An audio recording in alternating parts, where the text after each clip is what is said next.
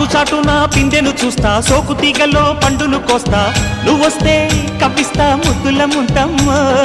ఉక్కపోతకి ఊపిరి పోస్తా, పక్క మేకకు పంట కట్టిస్తా, ముద్దిస్తే బుక్కిస్తా మధ్యల మోతయ్యో.